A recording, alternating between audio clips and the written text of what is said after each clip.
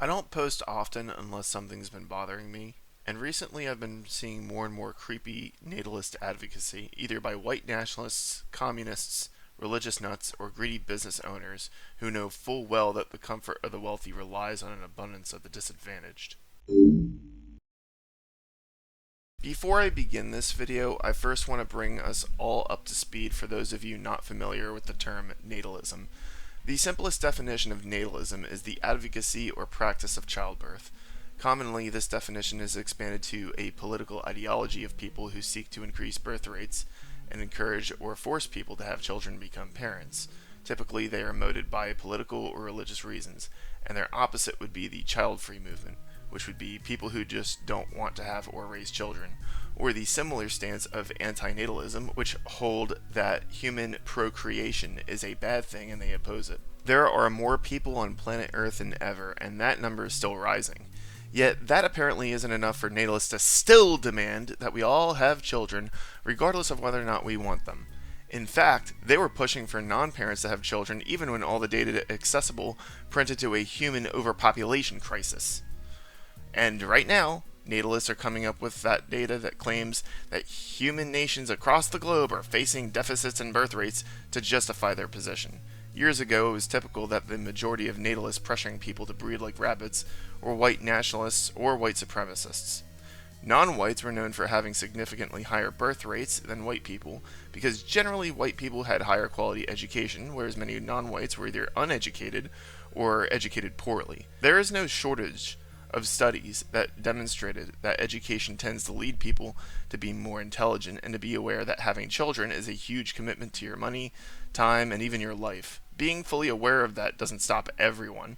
There are still people out there who still go to college or universities and still want to start families, and still do. I went to high school with dozens of people who went out and did exactly that, but the people whining about falling birth rates are still not satisfied. They see people like me and seethe with anger that I care more about living a decent life than satisfying an arbitrary value judgment either by a CEO, political hacks, or an ancient book full of fairy tales that is perpetually taken out of context by sketchy ideologues. And even though a few months ago this questionable natalist advocacy ranging from cringy YouTubers to actual government officials has gotten pushback, I decided to make this video because I feel like there's an angle that's not being addressed. Like, I know the Trump regime is trying to coax women into becoming mothers. I know there's a lot of cringy Zoomer boys and reactionary old manlets who whine that younger adults in their 20s and 30s focus on not going homeless via breeding like rabbits. What if my credit is my baby? Bad. Bad Christian Valeris. Bad Christian Valeris. Sen Patty says, my wife and I keep having the same talk, lol. Maybe once we actually buy a house. Listen, I'm going to tell you, okay? Sen Patty, I want you to hear me. I'm talking to you and mostly only you. Also the dozens of other people in chat, but I'm talking to you, okay?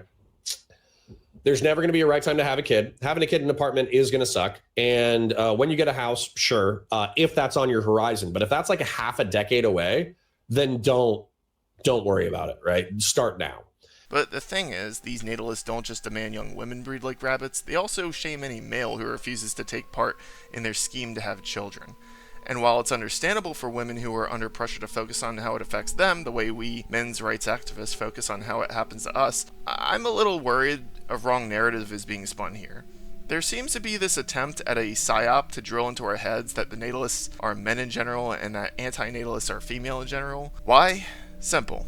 The Russian and Chinese government's decades-old attempts at stirring a sex war within the Western world, originating from the Cold War by infiltrating feminist and civil rights circles in order to stir up as much hatred between our sexes and races to cause chaos, is finally succeeding.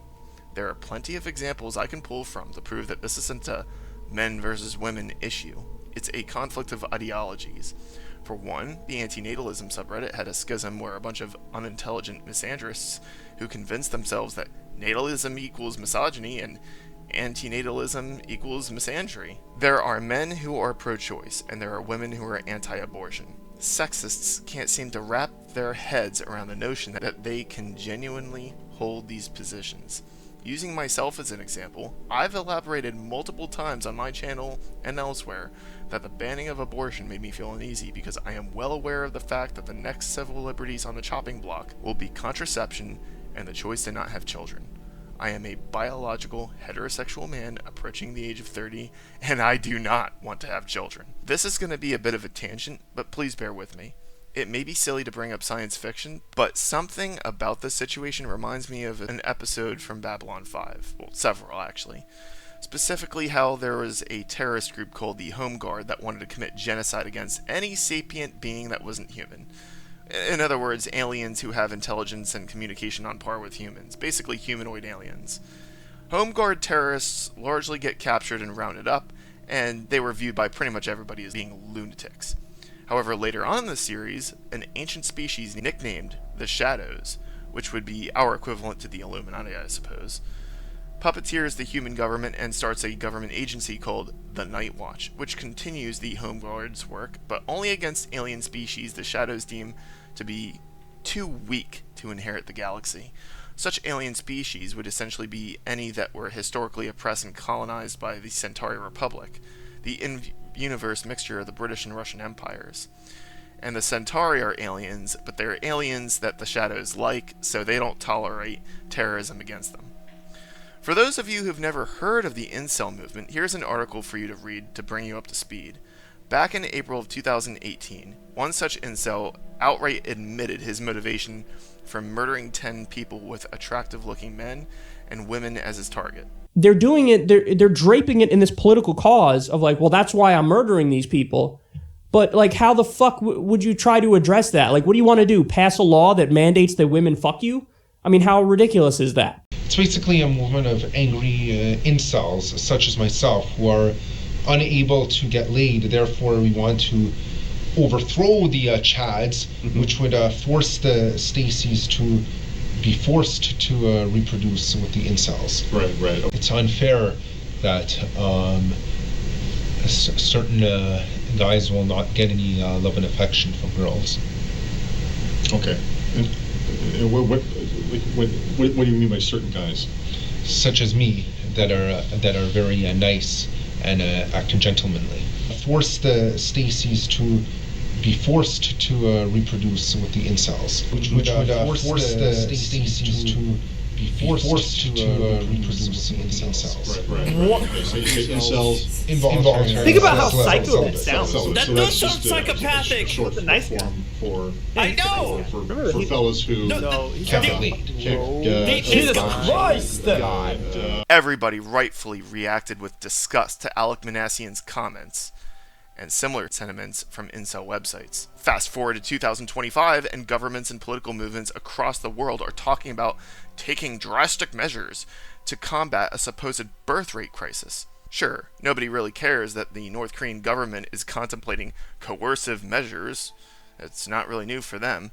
But from my perspective, sometimes it's a canary in the coal mine. And if you're wondering what I meant when I said that North Korea is the canary in the coal mine, I am particularly referring to compulsory voting.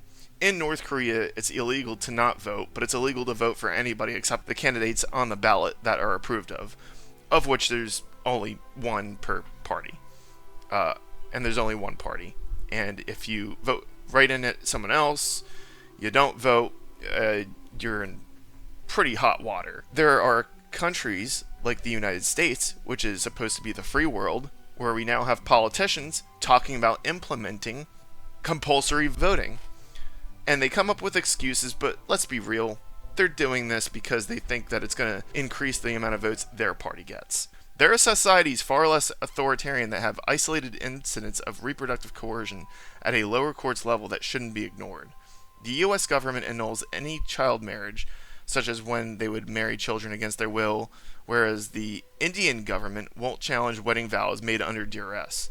The Rump regime may not turn the United States into Nicolae Ceausescu's grape dystopia overnight, but his Supreme Court overturning Roe v. Wade and the GOP's Project 2025 working overtime to strip away our civil liberties, whilst sexist attitudes consume the country like an overwhelming blight, will get us there eventually if people don't rise up against it.